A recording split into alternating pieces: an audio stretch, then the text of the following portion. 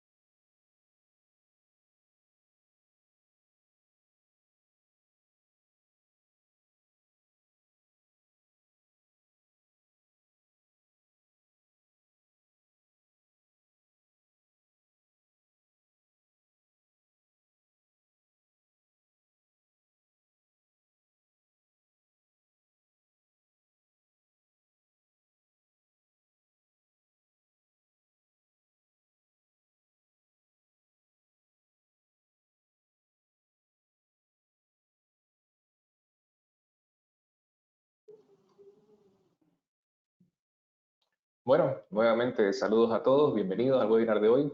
Vamos a hablar de sistemas de aislamiento eléctrico para transporte de fluidos. El webinar de hoy forma parte de capacitaciones mensuales en línea que está realizando Morken Group para distintas regiones de Sudamérica. El día de hoy estamos apuntando a los territorios de Chile, Perú y Bolivia. Me gustaría presentarles al disertante de hoy. Él es el ingeniero Eduardo Villasmil. Él pertenece a la empresa GPT Picotech hace más de una década. Tiene mucha experiencia en soluciones tecnológicas para los diversos casos que se presentan en nuestro continente. Él ha visitado todos los países en cuestión y está familiarizado con las características específicas de cada sitio. Y un poquito sobre la dinámica de la conferencia, lo que estaremos haciendo son pausas en medio de la presentación que va a realizar Eduardo para dar paso a alguna consulta que tuvieran, ¿no? A medida que se va exponiendo un poquito. Recordarles que hay una versión grabada del webinar que va a quedar disponible al final de la sesión y las preguntas que tuvieran nos interesan mucho poder darles respuestas. Si el tiempo no permitiera, tenemos una duración de 1 hora. Estaríamos respondiendo vía escrita por correo electrónico, ¿no? A los que se están uniendo en este momento, agradecerles también la asistencia. Le cedo la palabra a continuación a Eduardo, que va a iniciar con la presentación. Muchas gracias. Buenos días a todos. Muchísimas gracias por formar parte de este webinar.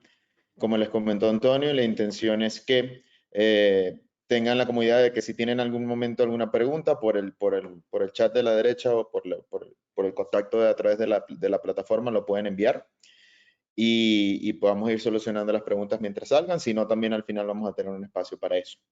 Entonces, agradeciendo a Morken el espacio también que nos permiten para poder dar este webinar, comenzamos. La intención o el objetivo de este webinar es hablar de sistemas de aislamiento dieléctrico para transporte de fluidos. Normalmente hablamos de sistemas de protección catódica y hablamos de kits aislantes para bridas en protección catódica, pero en este caso queremos determinar un poco otros elementos u otras consideraciones que se tienen que tomar en cuenta al momento de hablar de sistemas aislantes para protección catódica. Entonces, en este caso tenemos que no solamente se utiliza exclusivamente para aislar dieléctricamente una brida, sino que tenemos diferentes aplicaciones con lo cual podemos trabajar este tipo de sistemas. Caso número 1, aparte de las bridas en protección catódica, es lo que es mitigar el tema de corrosión galvánica. Entonces, perdón, estoy cambiando el color acá.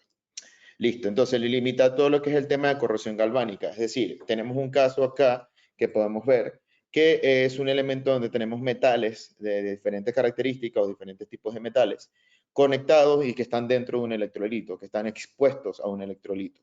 Esto no crea una diferencia de potencial y un par galvánico que nos empieza a deteriorar el material menos noble y donde tenemos ya un proceso corrosivo, indiferentemente si tengamos sistemas de protección catódica o no. Entonces, en ese caso, normalmente la recomendación es aislar dieléctricamente una brida de la otra, utilizando en este caso uno de los conjuntos. Los conjuntos como tal es un elemento, o es bueno determinar o aclarar la definición del kit o conjunto aislante. Porque cuando hablamos de conjunto aislante, incluye la junta, los manguitos aislantes y las arandelas aislantes. Estos tres elementos, cuatro mejor dicho, son los elementos que conforman un kit aislante y la razón principal por qué se habla de un conjunto y que toda la cadena tiene que ser suficientemente apta para trabajar en esas condiciones. Optimizar sistemas de protección catódica y reducir costos eléctricos. Esta parte es muy importante, ya que actualmente las condiciones de protección catódica han cambiado muchísimo. Nosotros antes teníamos, o anteriormente se veían sistemas de protección catódica con anodos de sacrificio, donde los requerimientos de voltaje y corriente no necesariamente son tan altos. Ahora, con lo que es corriente impresa, se habla de sistemas que tienen un requerimiento mucho mayor de corriente, por lo que necesitamos unos productos o necesitamos unos accesorios que estén adecuadamente diseñados y estos materiales tengan las características dieléctricas respectivas que me puedan aguantar o soportar estos niveles de corriente que tenemos actualmente. Los sistemas de protección catódica cada vez son más largos, las tuberías cada vez son más grandes, los requerimientos son cada vez mayores en lo que es de resistencia eléctrica. Y esto nos reduce los costos eléctricos. ¿Por qué? Vamos a ver más adelante que cuando tengamos problemas de aislamiento, lo primero que pasa es que se disminuye la corriente de protección catódica, protege un área mucho mayor de la que necesitamos y no se llegan a los niveles de voltaje mínimos que necesitamos para ese diseño. Entonces, ¿qué pasa? O tenemos que aumentar la corriente de protección catódica, deteriorando aún más el posible revestimiento que podamos tener, haciendo que se gasten más rápido los ánodos de esa conexión. Entonces, crea o desencadena una serie de problemas más adelante, simplemente por el hecho de no tener un sistema aislante suficientemente correcto. Mitigar el punto de las bridas, esto es más que todo también se ve en protección catódica cuando tenemos ciertos elementos de medición o cuando tenemos tuberías conectadas, donde no queremos que entre una corriente de protección catódica. Y acá vamos un poco más hacia la parte mecánica. ¿Y por qué me gusta un poco la parte mecánica? Porque tenemos que entender que estos kits aislantes van normalmente en situaciones extremadamente críticas. Es decir, en líneas de midstream, líneas de producción, líneas de pozo, cabezales, vamos en las puentes principales, vamos en las líneas principales, vamos en la línea de entrega al cliente, donde es muy importante que la junta no solamente sea un buen sistema aislante, sino que sea un sistema mecánico que me soporte la parte mecánica de mi operación. Entonces, al sellar desde el diámetro interno, eliminamos la cavitación y la erosión entre las caras de las bridas, especialmente si hablamos con bridas RTJ, bridas tipo anillo. Veríamos también lo que es la corrosión microbiológica entre las bridas al tener medios que se van acumulando dentro de estos puntos.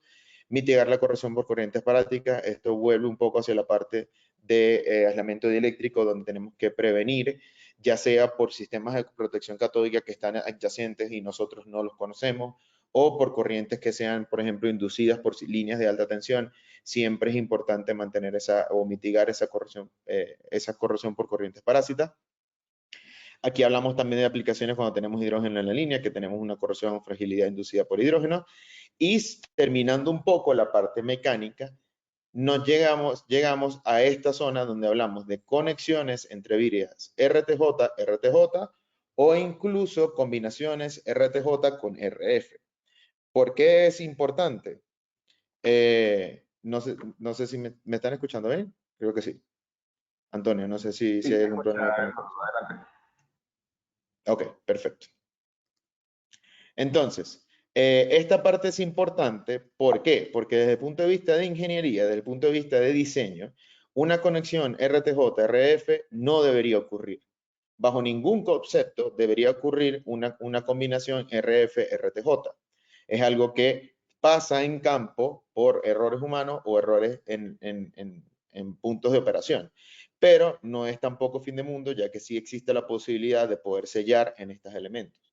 Normalmente, mecánicamente tendríamos o una brida tipo anillo de un lado que no tendría dónde entrar del otro, o una junta espirometálica que en el surco de la RTJ no tendría capacidad de sello. Entonces, esto es una aplicación aparte que bajamos más que todo en la parte de sellar. Una aplicación que nosotros normalmente no vemos muy común, pero sí la tenemos y sí es algo que se trabaja con muchos clientes, es el hecho simplemente de sellar. Hacer una junta que tiene un desempeño de sellado muchísimo mejor que cualquier otra tecnología en el mercado. Tenemos ciertas aplicaciones, por ejemplo, cabezales de pozo, árboles de Navidad, donde tienen corrosión entre las caras de la brida y lo que quieren hacer es mecánicamente tener un mejor sellado que el que tienen actualmente. También se pueden utilizar estos sistemas. Solo que sería sin la parte de los manguitos. Sería simplemente la junta y dos manguitos de alineación, pero no tendríamos aislamiento dieléctrico. Esas son las capacidades que se tienen como tal. Entonces, ¿qué tenemos acá? Tenemos, ¿cómo sé yo qué elemento voy a utilizar dentro del abanico de opciones que uno tiene para aislar dieléctricamente? Ese es el criterio de selección y especificación de tecnologías. A eso queremos llegar con esta diapositiva. ¿Por qué?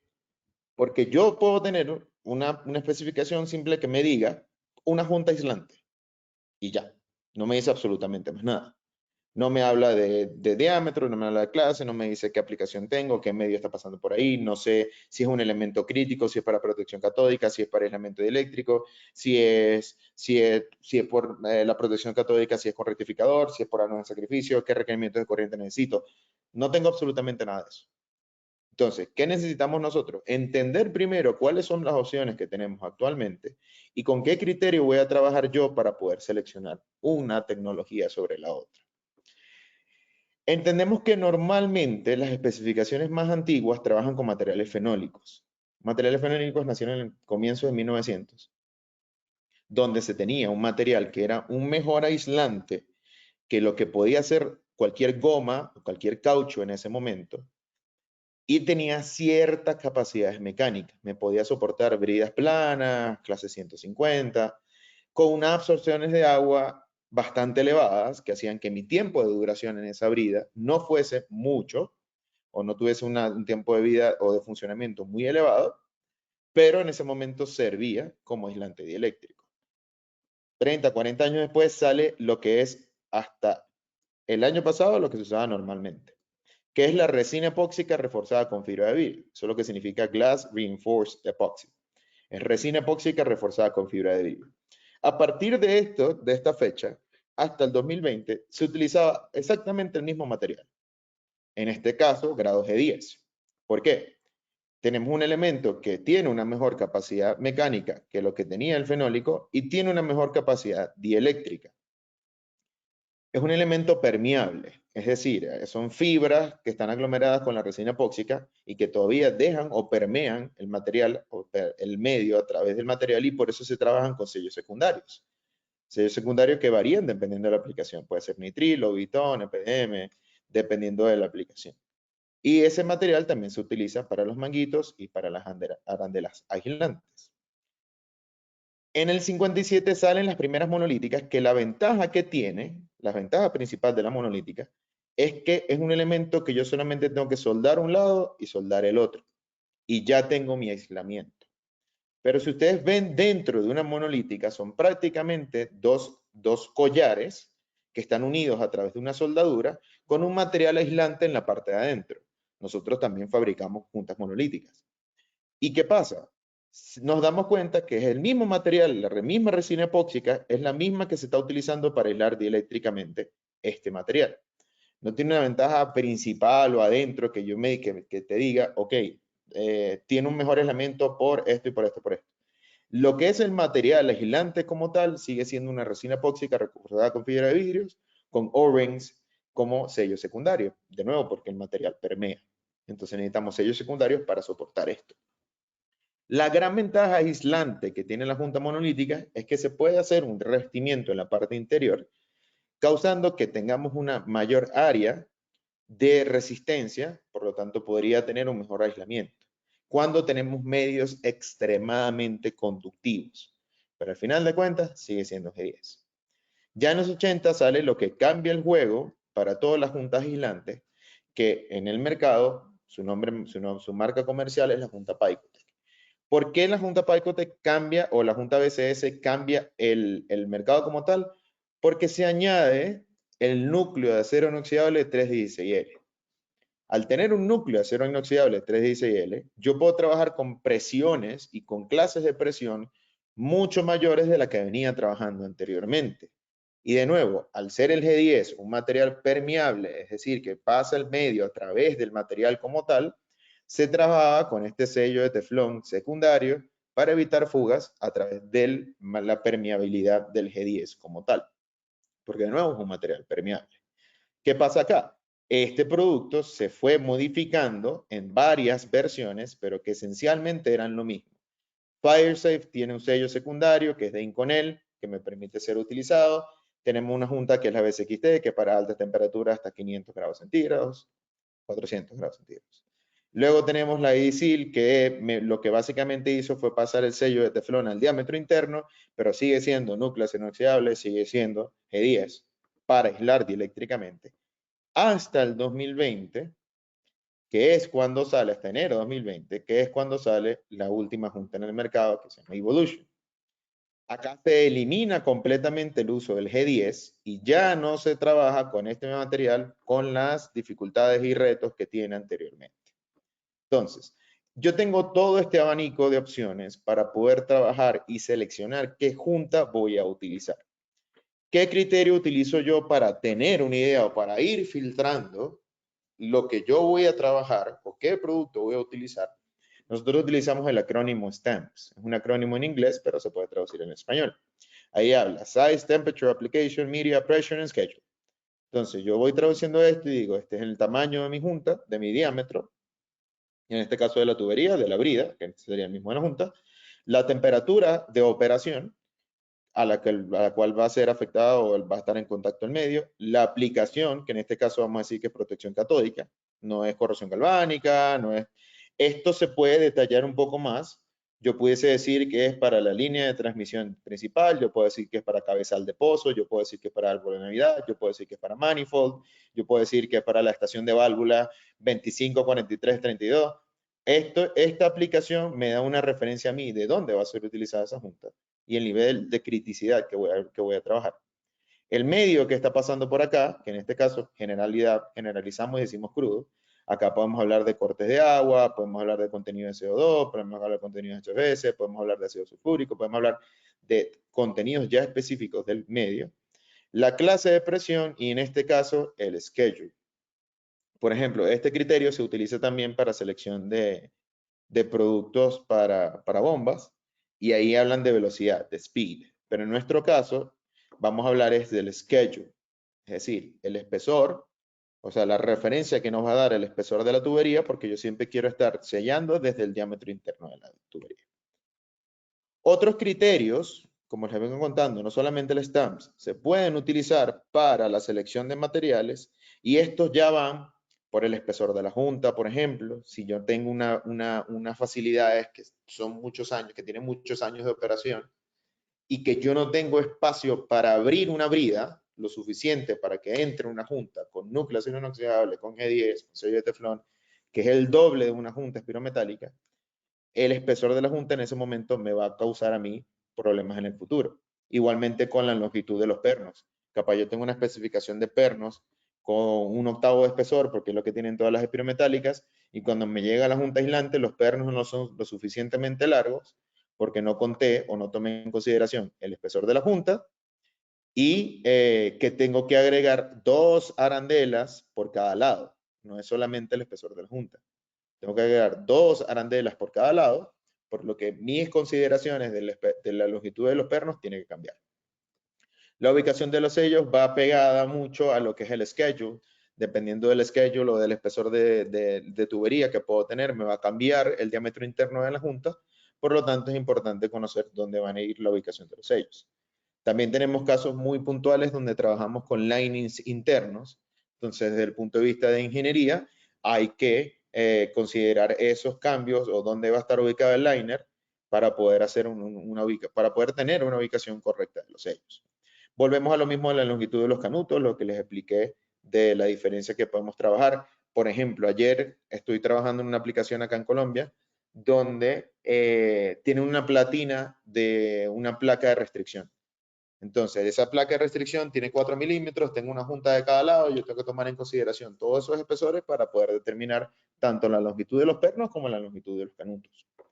El medio con el que estoy trabajando, por ejemplo, tenemos un caso en Chile actual de una junta de 2 pulgadas con ácido sulfúrico.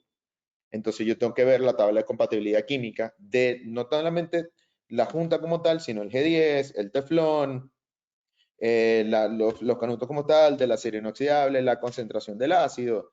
Todo eso me indica a mí qué material voy a seleccionar.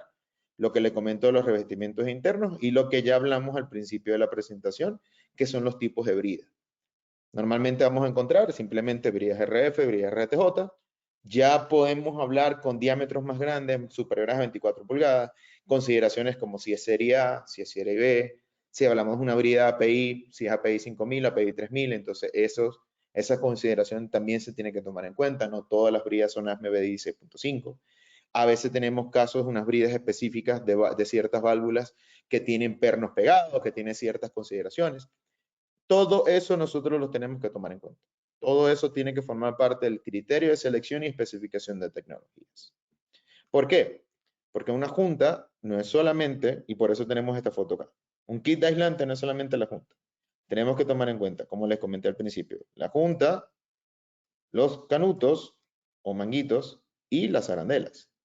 Entonces, uno de estos 3 componentes a mí se me cae y ya yo no tengo un buen aislamiento eléctrico en esa conexión. Y estamos hablando de la cantidad de componentes individuales que vamos a manejar.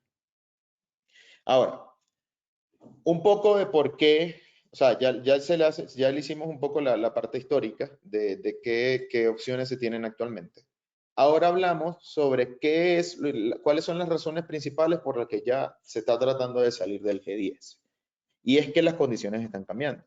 Nosotros vemos actualmente, o hemos visto a través de los años, muchas situaciones, muchos retos que se tienen con las juntas por diferentes razones. Caso muy puntual, por ejemplo, el sulfuro de hierro. Es un elemento que puede que pase en su operación, puede que no. Que normalmente se dan operaciones de gas, cuando tenemos operaciones de gas, donde tenemos estas acumulaciones de sulfuro de hierro en el interior de la tubería. Normalmente para operación, para relación con el gas, para relación con la línea que se está trabajando, no me causa ningún problema. Pero desde el punto de vista aislante, el sulfuro de hierro tiene una tendencia a adherirse al núcleo de acero inoxidable de las juntas, causando una pérdida de aislamiento en esa conexión. Como nosotros a veces podemos confirmar, si ustedes pasan un chancho de limpieza y el nivel de aislamiento aumenta, pero después de un tiempo el nivel de aislamiento empieza a disminuir de nuevo, puede que esa sea una de las razones sea la acumulación de sulfuro de hierro que tiene en el interior de la tubería. También se da mucho en tuberías que tienen muchos años de funcionamiento, donde empezamos a tener acumulación de residuos en el fondo de la tubería y se van adhiriendo al núcleo de acero inoxidable que tiene la junta, de nuevo, no causándome problemas de sellado, pero sí causando problemas de aislamiento eléctrico. Y como les comenté en un principio, nosotros tenemos que tener esos dos pilares atados de la mano. Tenemos que tener un buen aislamiento eléctrico y tenemos que tener una buena capacidad mecánica. Las temperaturas y presiones también están aumentando. No es un secreto para todas las operaciones que los pozos cada vez son más viejos, las concentraciones del crudo cada vez son más pesadas. Para poder mover estos crudos se tienen que trabajar con elementos de temperatura más altos. Se está inyectando vapor en la línea como método de recuperación secundaria, se está inyectando químicos, alta temperatura. Lo que antes nosotros conocíamos como alta temperatura era clase 300, clase cuando mucho 600. Ahora se habla de 900, 1500, 2500 como estándar normales, La temperatura antes uno hablaba del crudo en 60, 80 grados, ahora se está hablando 100, 110, 120. Y estos son elementos también, al aumentar la presión, también aumenta la temperatura. Entonces, tenemos estas relaciones y los productos o los materiales con los que nosotros estamos trabajando tienen que ir a la par de estas resistencias. Algo muy común que pasa con el G10, por ejemplo, es que nosotros tenemos la temperatura máxima de operación, sí, pero también tenemos la temperatura de transición del vidrio, que es una temperatura a la cual el material ya empieza a perder sus características mecánicas porque ya el vidrio que está dentro, en la fibra de vidrio como tal, empieza a perder estas consideraciones y esta temperatura es menor a la temperatura máxima de operación. No es lo mismo la temperatura normal que tiene un producto de resistencia cuando está libre o cuando está bajo compresión dentro de la brida. Pero entonces ya nos lleva a pensar a decir, ok, yo ya no trabajo con G10, trabajo con G11, que me llega hasta 200 grados centígrados, pero entonces el G11 compromete un poquito la resistencia a la compresión, pero sí me sirve. El teflón, cuánto me aguanta, el bitón, cuánto me aguanta. Ya yo tengo que tomar eso en consideración cuando estoy trabajando con mis líneas.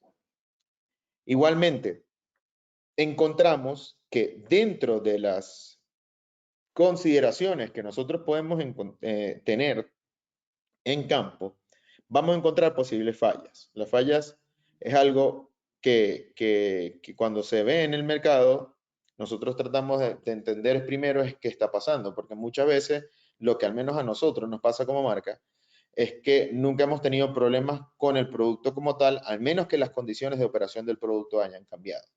Un caso un buen caso que nos representa esto, es el primer caso que tenemos acá a la izquierda, que es cuando tenemos ácido carbónico. Aquí acomodando las tildes. Entonces, cuando tenemos ácido carbónico, esto era una junta que era de G11, me aguanta hasta 200 grados centígrados en temperatura de operación, sello de teflón, núcleo de acero inoxidable. Si ustedes buscan la tabla de compatibilidad química de las juntas, vamos a encontrar que el ácido carbónico, a diferentes concentraciones, tiene una relación de A con los tres materiales, con el G11, con el teflón y con el acero inoxidable. Entonces, desde el punto de vista de compatibilidad química, funciona. Desde el punto de vista de temperatura, 130 grados centígrados. El G11 me aguanta hasta 200 grados centígrados. ¿Qué nos dice eso? Que está dentro del rango de operación y no pasa absolutamente nada. ¿Cuál fue el problema en esta aplicación? Que le agregaron vapor a la línea. Inyectaron vapor en la línea, causando que ese vapor causara un problema de hidrólisis dentro de las fibras que estaban en el G11, creando un proceso de fuga en la línea, que pasó por 2 o 3 años, la junta funcionó sin problemas, le agregan vapor a la línea, falla inmediatamente. ¿Qué pasa ahí? Que nosotros entendemos que las condiciones del mercado están cambiando, que ahora la inyección de vapor a los sistemas de tuberías es algo relativamente normal y que las juntas con las que nosotros trabajamos tienen que poder tener capacidad de soportar estas condiciones. Igualmente pasa con el sour, con lo que es el gas amargo, con el que es el gas dulce. También en estas concentraciones tenemos diferentes concentraciones H2S, CH4 y CO2.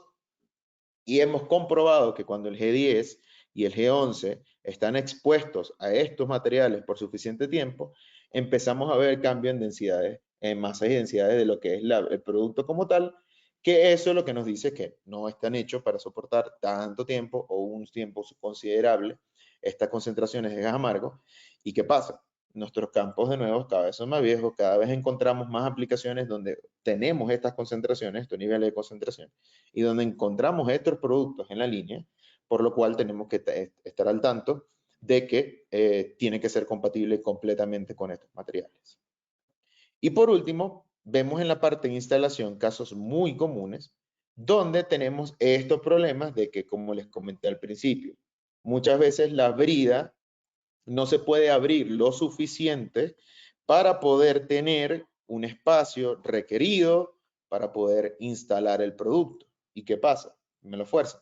Entonces, o me rompen o crean daños en la junta, o crean daños en el sello, o crean daños en los manguitos. Por lo tanto, me empieza a crear problemas dentro de lo que es el tema de la instalación como tal. Entonces, otras posibles fallas que nosotros vemos normalmente cuando tenemos medios conductivos, tenemos saltos de corriente, rangos de temperatura que el cliente a veces no nos comenta con específicos, con rangos específicos, donde a veces me dicen, bueno, son 130 grados centígrados, pero puede haber un pico de 220. Entonces uno dice, cónchale, ese rango me aguanta o no me aguanta. Tenemos diferentes tipos de combinaciones, si la junta tiene que ser fire safe.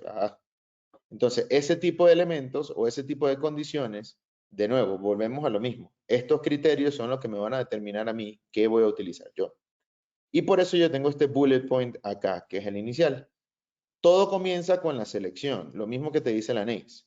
El primer punto de fortaleza contra la corrosión es la selección del material correcto que va a estar en contacto con lo que yo estoy trabajando.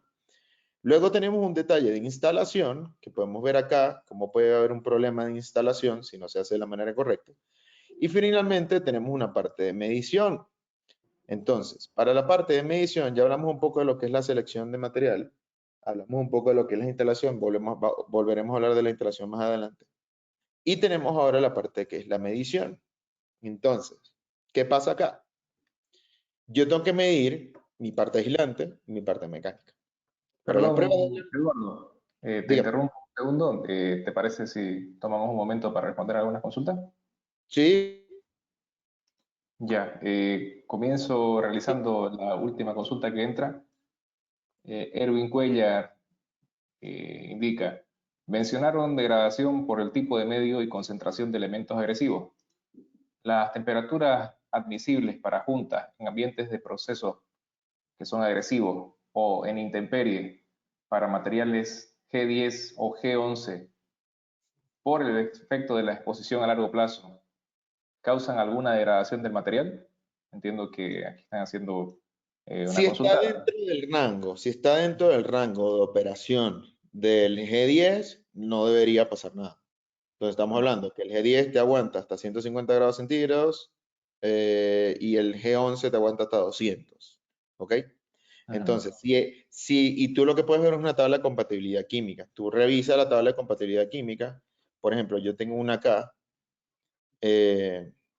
¿Cómo hago zoom a esto? No sé si lo pueden ver. 100, 150. No sé si la ven, Antonio, ¿me confirmas? Se ve un poquito mejor si pudieras maximizar la ventana misma. Yo creo que se consigue. Sí, Ahí está bien. la tabla. Entonces, por ejemplo, sí, esto tiene como que congelaron los paneles y por eso se ve así. Pero que Ya. quiero ver el resumen. Acá solamente me la habla de Guile, ¿no? Porque esta es la de Evolution. Pero nosotros tenemos una también para la BCS, que te incluye Teflon, 316L y G10. Y acá tú ves la tabla de compatibilidad química y, por ejemplo, acá sí te dicen algunos. Entonces tienes amoníaco, y te dice por encima de 150 Fahrenheit, por debajo de 150 Fahrenheit. Igual, en este caso para Gailon, para los dos es A. Pero sí existe una posibilidad que el producto que tú estés trabajando sí te tenga esas limitaciones. Igual cuando hablas de ácidos, también te habla de concentraciones, que dependiendo de la concentración del ácido, para unas va a ser, por ejemplo, aquí sí te dice, el ácido hidrofluórico, sí te habla para ciertas concentraciones y para ciertas temperaturas. Y eso tú lo ves en esta tabla de compatibilidad química. Nosotros tenemos esta tabla de compatibilidad química para los diferentes modelos. Entonces sería cuestión de que para aterrizar un poco la consulta, compartimos esta tabla de compatibilidad química o tú nos dices, mira, tengo este medio a estas concentraciones, a esta temperatura, y ahí te va a decir qué resistencia va a tener ese material como tal. No sé si eso contesta tu pregunta.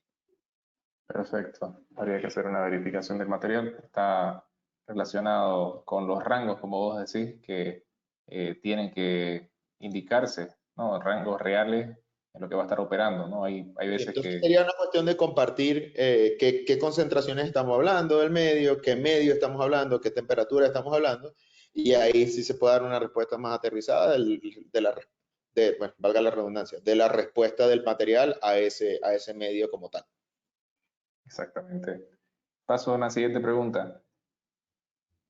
Walter Salazar dice, para sistemas de redes de distribución de gas con las condiciones de menor presión de operación y un medio menos agresivo, ¿qué tipo de material se debe especificar optimizando a una opción más económica?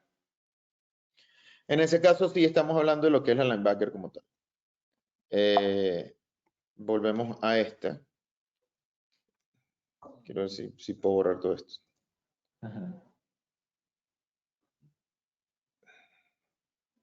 Bueno, no, perdón, no sé cómo borrar las notas acá. Pero estaríamos hablando de esta junta como tal. Normalmente la linebacker, como tú dices, o sea, si son presiones bajas, tú puedes jugar con el material, que en este caso sería G10, y puedes jugar incluso con el sello.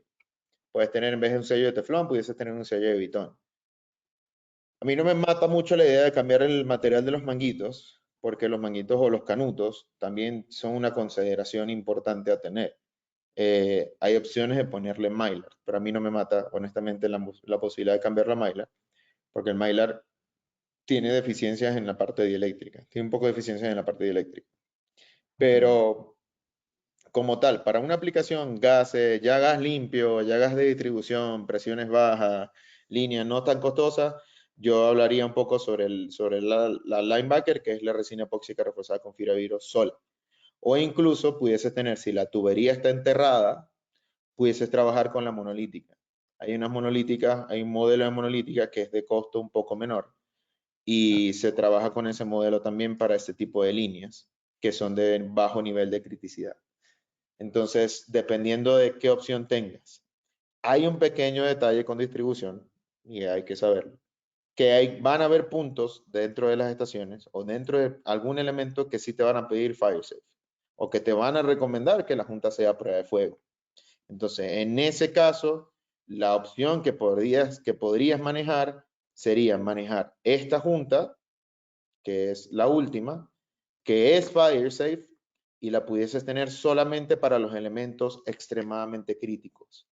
Sigue siendo un octavo espesor, sigue manejando el mismo espesor que esta junta como tal, y no es tan costosa como la FireSafe. Que el problema que tenemos con la FireSafe es que era 4, 5 o 6 veces el precio de una junta estándar, que ya de por sí es costosa.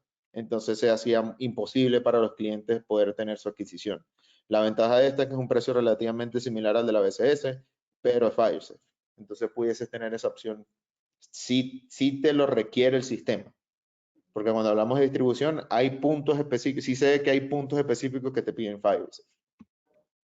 Perfecto. Ahí la respuesta que has dado engancha con otras dos consultas.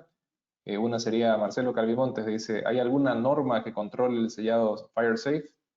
¿Su uso es solo para sistemas contra incendio o zonas de alto riesgo? Bueno, ahí un poquito si se puede aclarar. La que trabajamos nosotros es la API 6FB. La que tengo acá en este momento la tengo para la BSFS, pero es el mismo estándar. Es este estándar API 6FB que viene basado en la API 6FA, que es para válvulas. Entonces, ¿qué se hace normalmente? Nosotros lo hacemos a través de un elemento de un tercero reconocido, que es el Centro de Tecnología y Investigación Yarmouth. Y ellos te hacen este reporte donde tú manejas las condiciones de la prueba y te dice al final si pasaste o no pasaste dentro de los permisibles. Normalmente lo que se trabaja son 30 minutos de incendio directo sobre la brida, 30 minutos de enfriamiento, despresurización y represurización. Y tú tienes acá el modelo que se utilizó, tienes fotos dentro de lo que está la aplicación como tal, fotos después, todo lo que son las características, la data durante la prueba, y al final creo que tenemos gráficas. No, tenemos las datas solamente. Y tienes todo lo que es la presión que había, la temperatura promedio que había en el bloque, tienes absolutamente todo. Pero la prueba es básicamente esa, o el estándar es básicamente ese, donde estás trabajando con una junta que te pueda sellar, es decir, que la presión, que esta es la tabla más importante, que la presión se mantenga todo el tiempo durante el proceso de incendio y enfriamiento y que siempre podamos manejar ese nivel de sellado. Si ustedes entran a la página web de GPT para el modelo BCFS, para la BSFS y para Evolution, van a poder encontrar esta prueba. O sea, ustedes pueden descargar la prueba y verlas ustedes mismos para que tengan un poco la idea de qué requerimiento o cómo funciona ese requerimiento de FireSafe. Ok. O sea, esta selección de si es FireSafe o no va a venir determinada por el diseño. O sea, si ven que hay sistema contra incendios, si la válvula es a prueba de fuego, si es una zona clasificada, si hay un riesgo elevado de incendio, van a tener absolutamente todo a prueba de fuego menos la junta. No tiene sentido. Correcto. Entonces, una forma de resumir la segunda parte de la pregunta, la respuesta a la segunda parte de la pregunta sobre si el uso es solo para sistemas contra incendios o zonas de alto riesgo, sería que si los accesorios ya fueron definidos, eh, las válvulas, etcétera, para FireSafe, se entiende que como parte de la cadena, este eslabón que es la junta también tendría que cumplir con aquello. Sí, sí, sí. Lo único que agregaría es que en este caso yo lo estoy hablando puntualmente para este caso que Sí. me comentaron, de líneas de gas limpio, baja presión, ya en Ujú. distribución. Si Ujú. tú estás hablando de un cabezal de pozo, de una línea midstream, de la línea de distribución principal, todo debería ser Firesafe. Ya, Ahí, perfecto. idealmente, todo debería ser Firesafe. Perfecto. Ahí hablaste hace un ratito de las juntas monolíticas. Henry Tordoya dice, ¿cuándo se debe utilizar juntas monolíticas y cuándo se deben usar kits de de aislamiento dieléctrico, ¿no? Los kits convencionales que hemos mostrado. Nosotros, el criterio que nosotros trabajamos normalmente es que si la tubería está completamente enterrada, se trabaja con junta monolítica. Porque no vas a instalar una brida y, o sea, no vas a colocar una brida bajo tierra porque pierde la idea. Entonces, si quieres aislar y la tubería está completamente, se trabaja con juntas monolíticas. Si la tubería sale porque ya entra una estación de bombeo, porque entra un cabezal, porque entra un manifold, porque entra a donde sea, van a encontrar que normalmente hay una brida, como esta foto. Aquí la tubería viene enterrada, sale y normalmente lo primero que van a encontrar es una brida. Entonces, si yo puedo colocar acá una junta que tenga un nivel de sellado excelente, mejor que cualquier otra junta en el mundo, puede tener un aislamiento eléctrico, incluso con mayores BPNs de lo que puede tener la junta monolítica. Me aguanta más momentos de flexión, momentos de compresión, momentos en la línea. Me aguanta más la parte de rayos solares, porque si no, en la junta monolítica hay que poner una pintura especial. Y principalmente, ¿para qué yo voy a romper esta tubería en esta sección y colocar una junta monolítica si yo puedo colocar una junta aislante aquí? Y que aparte de esa junta aislante pueda hacer fire safe, que la junta monolítica no lo es. Entonces, no tiene sentido si estoy sacando la tubería, no tiene sentido colocar una junta monolítica acá si puedo colocar una junta aislante aquí. Si me preguntan desde el punto de vista comercial, la junta monolítica es muchísimo más cara. Entonces, pues es mucho más el monto, pero no tiene sentido. No tiene absolutamente sentido porque si yo puedo aislar acá, puedo aislar acá, puedo aislar acá si quiero, puedo aislar en este punto o puedo aislar en aquel punto. O sea, tengo 5, 6, 7 diferentes opciones donde puedo aislar, donde puedo colocar junta aislante. Idealmente se pone al menos en la entrada y en la salida, al menos se pone en la entrada y en la salida. Y si yo tengo algún elemento que yo quiera aislar aquí, también lo puedo aislar. Entonces no vale la pena colocar una junta monolítica acá. A diferencia, si la tubería está toda enterrada y yo lo que quiero es aislar dieléctricamente porque me lo pide la especificación de la protección catódica, instalo una junta monolítica. Instalo una junta monolítica y listo. Y aíslo con la tubería enterrada. Perfecto. Y una última pregunta para dejarte pasar, que también está referido al tema de monolítica. Ya se entiende que para la aplicación enterrada o cuando la ingeniería indique también que sea aérea por el lineamiento que tenga la empresa. Sergio Medina dice, ¿qué tipo de ensayos se realizan a las juntas monolíticas normalmente y qué ensayos son opcionales? Ok, eso me gusta. Tú tienes acá, trabajamos normalmente con dos planillas que son opcionales. O sea, cada cliente puede tener una diferente, donde es básicamente el stance. Diámetro, clase, tipo de la junta, si es tipo junta tipo E o tipo F, el medio, o sea, esto cuando hablamos de juntas aislantes y cuando tenemos el schedule, ¿ok? El tipo de la brida, si es weldneck, si es RF, si es RF. Ahora, cuando hablamos de las juntas monolíticas, normalmente se le hacen muchas pruebas a la junta monolítica, a cada una de las juntas monolíticas que sale. Y eso nosotros los tenemos también acá en esta planilla. Entonces, ¿qué pedimos acá? Pedimos la cantidad, diámetro, clase, espesor de la tubería, acá sí es mucho más importante, material de la tubería, si es X52, X60, X70, el cuerpo, que normalmente va relacionado al espesor de la tubería. Acá tenemos la longitud estándar, la especificación de GPT, obviamente. El medio que está pasando por la tubería, el factor de diseño, el factor de presión, la temperatura de operación, el revestimiento, que ya sería el revestimiento estándar que trae, el lining interno que trae, y si necesitan lifting lugs, que son los ganchos para poder cargar la junta. Y acá sí hablamos de la prueba. Entonces, se le hacen pruebas de soldadura, entonces hacemos partículas magnéticas, ultrasonido, que nosotros hacemos es Phase Array Ultrasonics, no hacemos ultrasonido estándar, sino Phase Array, que el acrónimo es PAUT, Phase Array Ultrasonics. Entonces, por ejemplo, un opcional para nosotros es rayos X. Nosotros normalmente no hacemos rayos X por estándar, porque el Phase Array Ultrasonics me da a mí más información de la que me puede dar rayos X.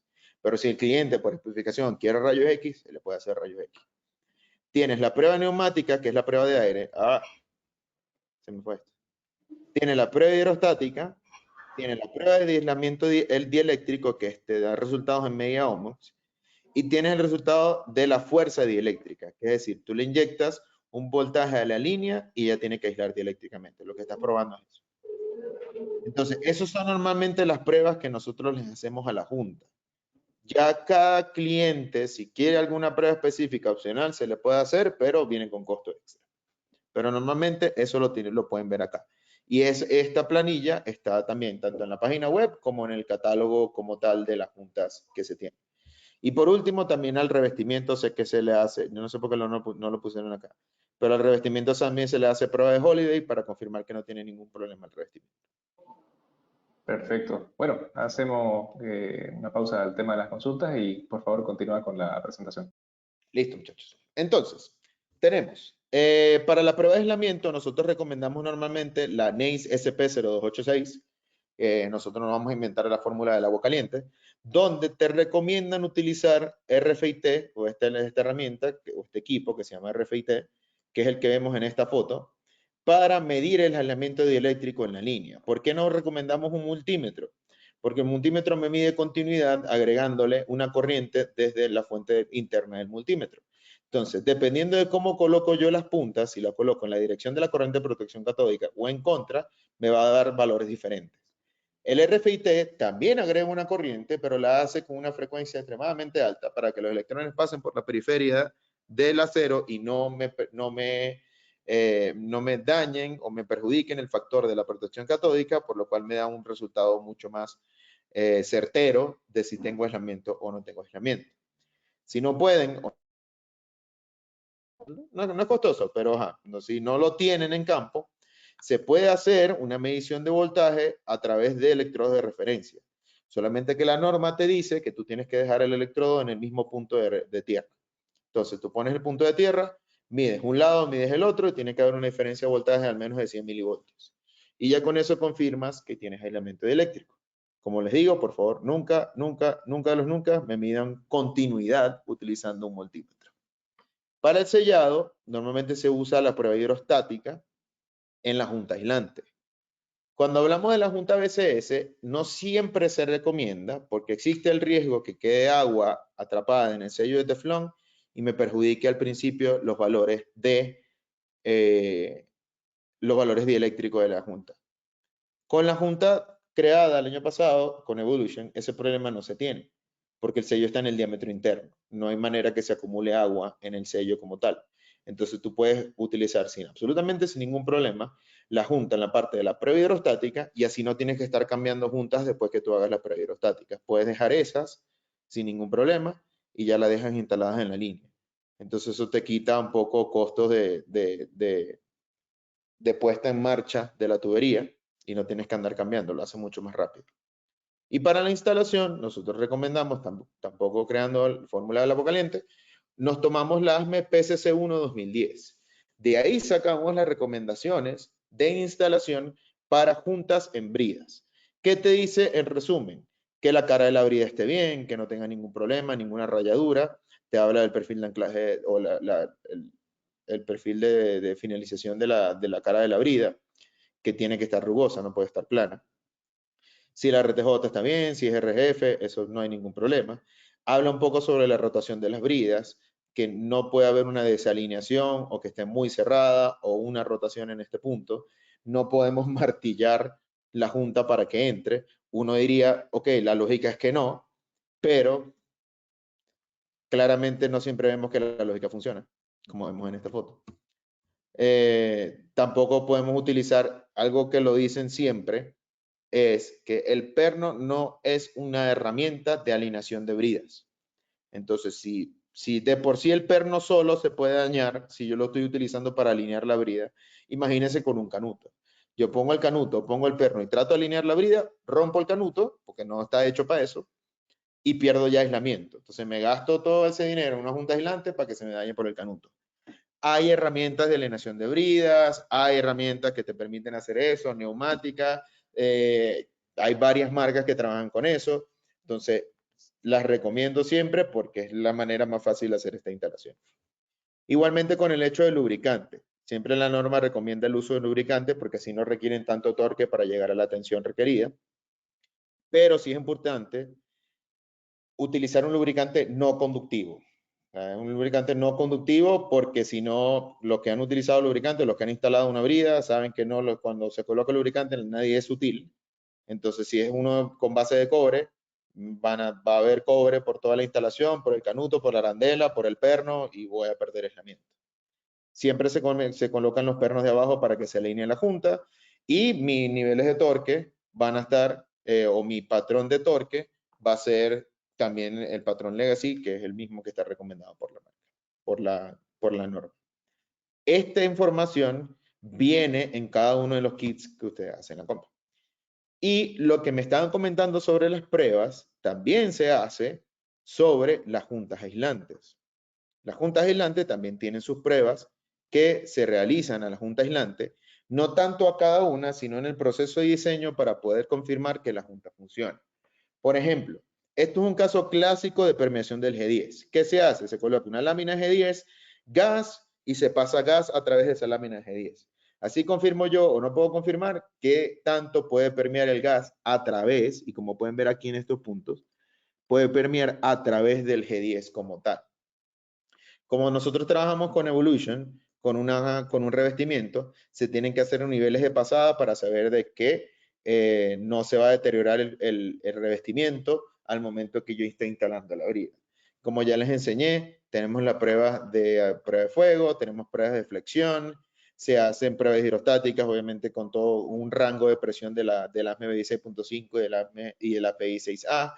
Tienes factor de relajación, tienes pruebas de soldadura en la junta monolítica, trazabilidad, pruebas de vapor, tienes absolutamente todo lo que tú puedes, absorción de agua, tienes todo lo que tú te puedes imaginar. A una junta se le puede hacer de pruebas y eso también es información que nosotros tenemos disponible para los clientes. Uy, ya va. Si lo de escape, me puedo salir. Vea tú. Entonces yo puedo ver esa información acá y puedo tener esos datos, yo puedo verlos en este tipo de documentación. Entonces, por ejemplo, tengo acá fuerza tensil, temperatura, salt spray, que me dice qué medios cuando estoy cercano a áreas marítimas se puede utilizar, sino también cuando estoy en áreas que tienen, por ejemplo, refinerías que tienen niveles de humedad muy altos, también se puede ver.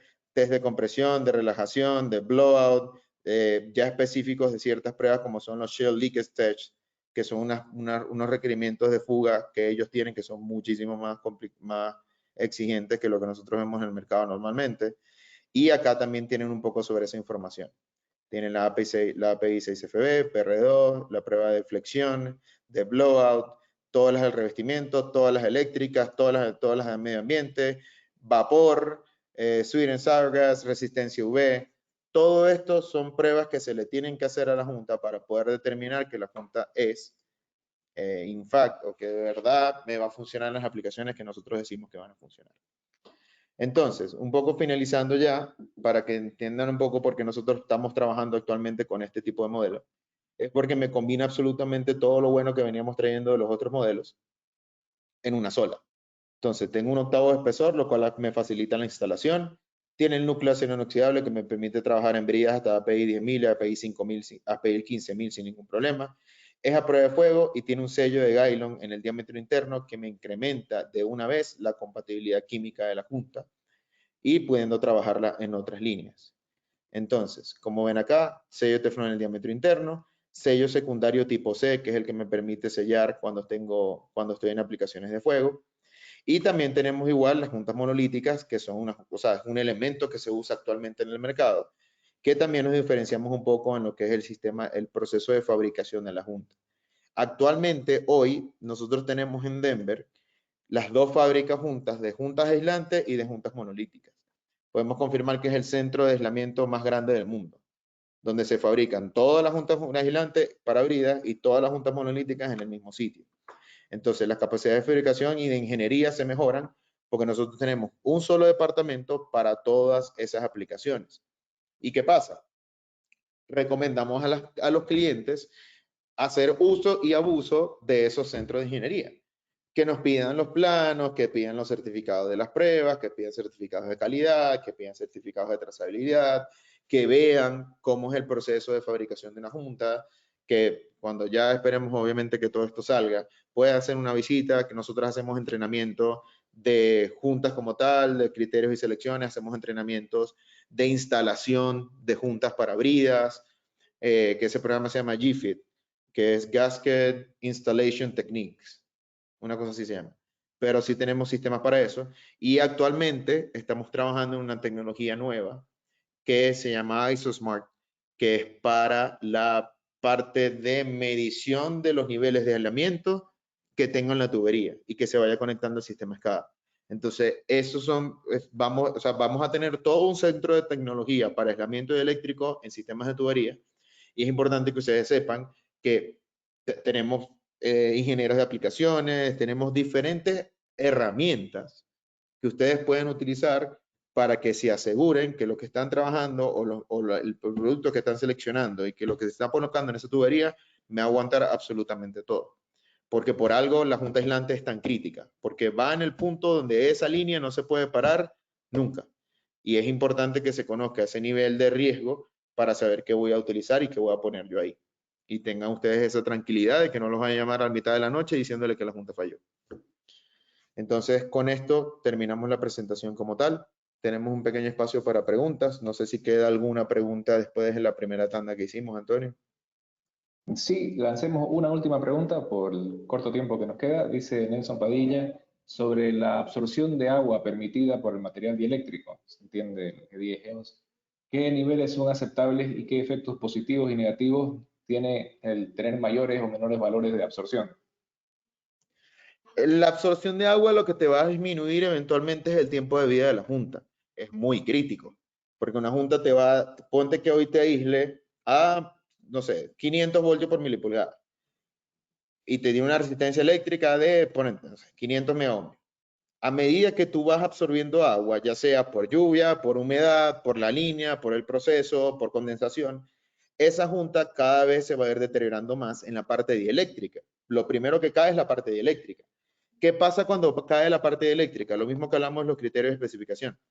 Que cuando cae la parte eléctrica, se disminuye valga la redundancia, tu resistencia que está en ese punto y va a pasar corriente. Al pasar corriente, ya la tubería no está protegiendo 10 metros, estoy diciendo un ejemplo, 10 metros, sino que te va a proteger 10 metros más esa otra sección de tubería. Por lo tanto, no vas a llegar a tu voltaje. Entonces, vas a empezar a tener puntos de corrosión en la línea porque ya no estás teniendo un solo voltaje que va a ser el cátodo, que va a ser la tubería, sino que vas a ir teniendo unos pequeños ánodos en la tubería. Por lo tanto, vas a tener puntos de corrosión. ¿Qué te toca hacer ahí? O cambiar la junta o subir la corriente de protección catódica. Si subes la corriente de protección catódica, existe una posibilidad de que tengas más desprendimiento catódico en el revestimiento, por lo tanto, esos requerimientos de corriente van a ser aún mayor. Y los ánodos del rectificador cada vez se van a deteriorar más rápido. Entonces, eventualmente vas a tener que cambiar los ánodos más rápido de lo que tenías planeado. Entonces, tienes que hacer todo ese cambio en la cama de ánodos. Todo porque tu junta absorbió agua. Entonces, cuando hablas de una relación de si necesito saber qué tanto absorbe agua o no una junta, es muy importante, muy importante. tú puedes ver, por ejemplo, una BCS, yo te hablo, creo que todavía estoy compartiendo pantalla, ¿no? Si tú Sí, ves acá este valor, tú tienes que la absorción de agua de Evolution es 0.03%. En G10 podemos ver 0.1 y tú dirás, ok, pero qué tanto, o sea, no es tanta diferencia 0.1 a 0.0, sí es bastante. O sea, sí es una diferencia importante cuando tú ves de que tú quieres que esta línea no la cambies nunca, que esa junta tú no la cambies por ninguna razón. Entonces estamos hablando 3, 4 veces la diferencia en absorción de agua. ¿Y eso qué es con la BCS? Tú la mezclas con un fenólico que tiene 2, 3, 5, 10% de absorción de agua y es ridículo, o sea, la diferencia es absurda. Entonces, por eso sí es un valor que es extremadamente importante. Sí es un valor que en verdad es extremadamente importante. Y Antonio, perfecto. que vi por Sí, acá, yo vi una pregunta. Aquí está. En una planta pequeña donde manejamos alcoholes y glicoles a baja presión y a temperatura ambiente, en tuberías Schedule 40. ¿Necesito utilizar juntas aislantes? La pregunta es buena porque depende de dos opciones. Si tienes protección catódica, sí o sí tienes que aislar. Si no tienes protección catódica, tienes que verificar si tienes metales disimilares. Si tienes una conexión de acero inoxidable con acero al carbono, existe una posibilidad que vas a tener corrosión en ese punto. Porque así sea temperatura ambiente, vas a encontrar que o llueve o tal. Las juntas se van a encontrar en un electrolito. Simplemente por la humedad en el aire van a estar dentro de un electrolito y vas a tener problemas de corrosión. Entonces, si tienes metales disimilares, hay que aislar dieléctricamente. Ahora, si no tienes protección catódica, todas las conexiones son del mismo acero, todo, no necesariamente tienes que aislar. O sea, ahí no tienes que aislar, no tienes que utilizar juntas aislantes. La pudieses utilizar para alguna aplicación si la quieres como sellado. Por ejemplo, si ves que una brida la tienes que cambiar mucho porque se va deteriorando la junta cada 3 meses y eso te cuesta tanta plata y haces un análisis de costo-beneficio, la junta aislante como sellado solamente te va a costar un poco más cara, pero no vas a tener que cambiarla nunca. Entonces, es como que la podrías utilizar para sellado. Pero para aislar dieléctricamente, en ese caso, si todo es mismo material y no tienes protección catódica, no necesitas juntas dieléctricas. Esa es una perfecto, pregunta que Herbert Luis Medina hizo. perfecto. Bueno, con eso hemos alcanzado el tiempo disponible para la presentación. Yo quiero agradecerte, Eduardo, ha sido bastante claro, bastante detallado, bastante conciso para todas las preguntas y la presentación en general. Es un tema bastante largo, se ve que año a año sigue aumentando la cantidad de información y actualizaciones disponibles. Esperemos poder repetirlo en el futuro. Yo creo que siempre va a ser importante agradecerles a todos los que participaron, a los asistentes. Nuevamente les recuerdo que va a haber una versión grabada del webinar en caso que hubiera una parte que tuviera mayor énfasis. Está disponible la opción para realizar las consultas. Está el info@morkengroup.com, el Bolivia, el Chile, el Perú, @morkengroup.com. Nosotros dirigimos a Eduardo todas las consultas que se tengan y la forma de cómo poder apoyarles en sus operaciones, ¿no? Te doy un minutito para que te despidas, Eduardo. Sí, no, agradeciendo a Morgan y a todos los que atendieron a la presentación. Espero que haya les gustado, que hayan salido con información. Como les dice Antonio, pueden preguntar a la página, al correo o a la página web de GPT Industries. Nos dicen que vieron el webinar y que tienen alguna pregunta y quedamos a la orden. Quedamos atentos a cualquier necesidad que tengan. Perfecto. Bueno, nos despedimos. Esperemos que todos se encuentren bien de salud. Esperemos que todos se encuentren sanos por la situación que estamos viviendo, que esperamos poder resolver y estar con Eduardo presente en todas las regiones nuevamente. Sí, señor. Hasta luego, muchachos. Muchísimas gracias. Hasta luego. Muchas gracias.